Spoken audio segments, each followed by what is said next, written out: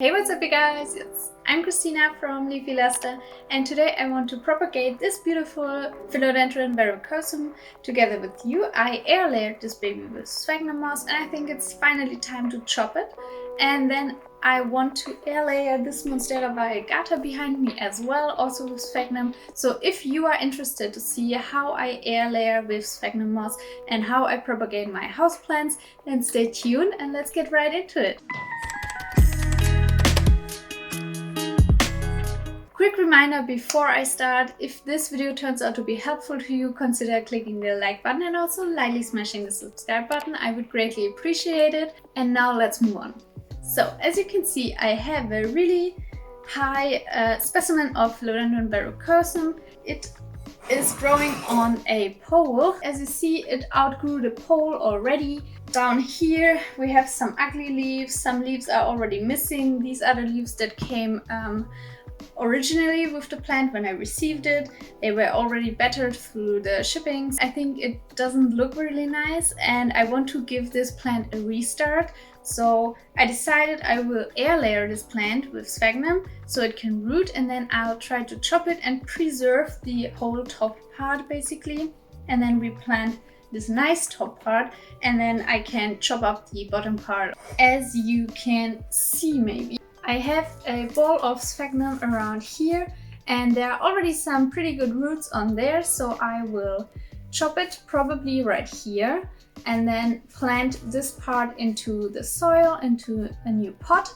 To get started, I think we should probably first air layer the monstera variegata, so chronologically you would see the process from start to finish, and we will air layer this baby together with some cling film, some sphagnum moss, and some that's basically cling film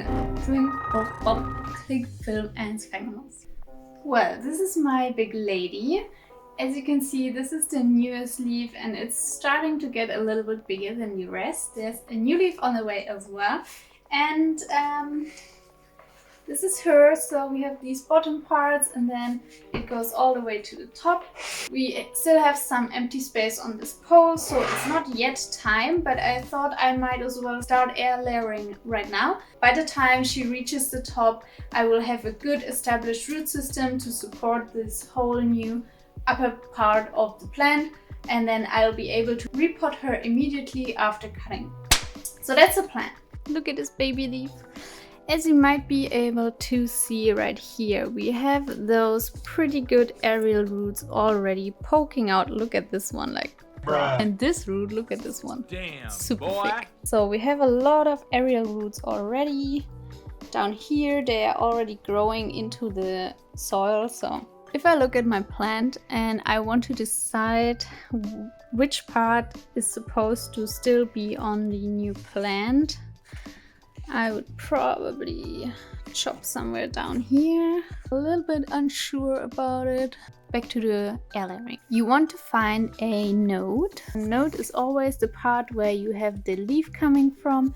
Then you have this auxiliary bud. You see this little nub? And then also some aerial roots coming from that node. So this is the part that will produce new growth, hopefully. So we want to air layer around this part and possibly already around some aerial roots if there are some. Let's go through the things that you will need for air layering your plant. Basically, it's really easy. You will need a plastic foil, so some cling film will do, or a plastic bag if you have one. Then some re-moistened sphagnum moss. So this is already re-wet. And what we're going to do now is we will prepare our cling film sphagnum moss ball and then attach it to the plant. We will take a piece of cling film that is large enough to wrap around your plant. And then you will need some damp sphagnum moss like here and place it onto the cling film. We will take this whole ball of sphagnum moss. So what we will be air layering is this aerial root right here on this node. So we will have to wrap our package around like so. And this can be a little bit messy, but I'll do my best, and I will be attaching it to the best of my abilities onto the aerial root and then wrapping it around itself so it fits pretty tightly like so. So we have this ball of moss around the root. You can tie this with some rope so it stays in place. So here's the finished product. You can still, I think here is the end of the root that is kind of poking out right here, and then it will grow new roots into the moss hopefully very soon. In my experience with Monstera, this goes really fast and you can like see them growing in there basically. Just a tight ball of moss around it. This is the back. I tied it right here and it goes all around the stem one time. We are done with this baby.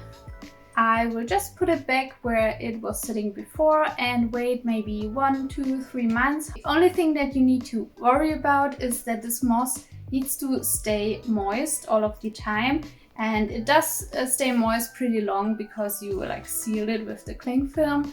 But from time to time you will need to like pour some water in if you notice that it's getting dry again. And other than that, you really don't need to do anything until you chop it when you feel like you have enough roots to support the upper part of your plant. Up she goes. And now we can chop up our little bit wonky philodendron verrucosum. I have done basically the same with this one. I just found a note that I was willing to cut below, so I air layered this note right here. Just really quick, why I think that air layering is such a great method for propagating. In my experience, philodendron verrucosum don't root very well.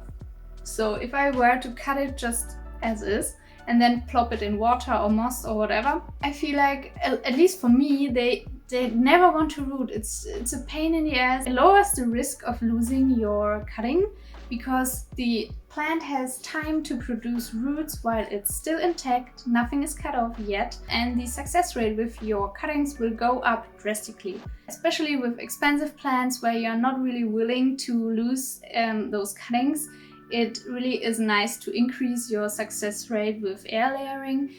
Let's go. It's time to unpack. And I have to say, I didn't really keep this one moist all of the time, so I might have lost some roots in there and then they had to regrow new roots because sometimes you forget. Okay. Trying to not make a huge mess, but it will be very difficult. Okay. The moss is holding up pretty well because the roots have grown into it already. I'm trying to remove most of the moss.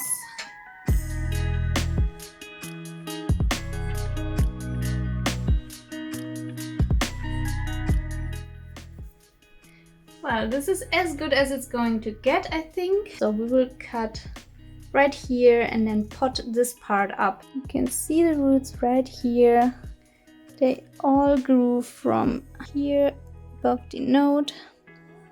So we have some pretty good roots, and this little bit of sphagnum moss left there is nothing to worry about. I don't want to let them dry out too much, so I will now really quick cut the plant and then pot them up. I chose this little pot that I see fitting for the amount of roots it has and pot it up like this.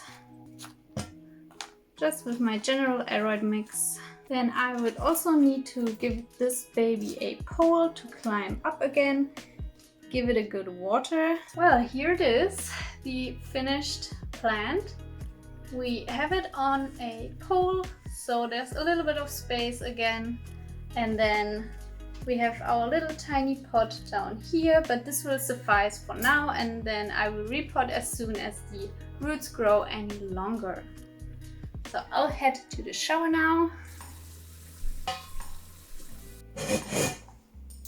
So hopefully this one will keep growing nicely and be able to sustain itself with this amount of roots. I'm not entirely sure if it will work just fine because I didn't wait. Like, I could have waited way longer to get even more roots down there before chopping it, but I just wanted to get it done. You know the feeling sometimes, so yeah. Since I was a little bit worried about the plant, I stuck it in a bag to increase the humidity and prevent water loss from the plant, and I think it helped really well. That's what we got right here. And then we got the Monstera variegata that is now air layering to be chopped in the future as well. As for this sad little guy, I think I will chop this one as well. I will just make probably 1 node cuttings out of this. This one.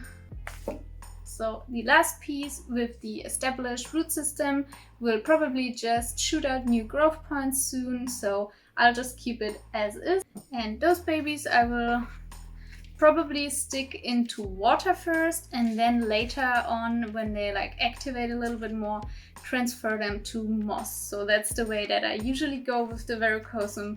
That works not great, but best for me. And we're good to go. I will let you know whenever I cut this. I'll probably make a video out of this as well. Thank you for watching. Thank you for hanging out with me. Let me know in the comments if you already tried this.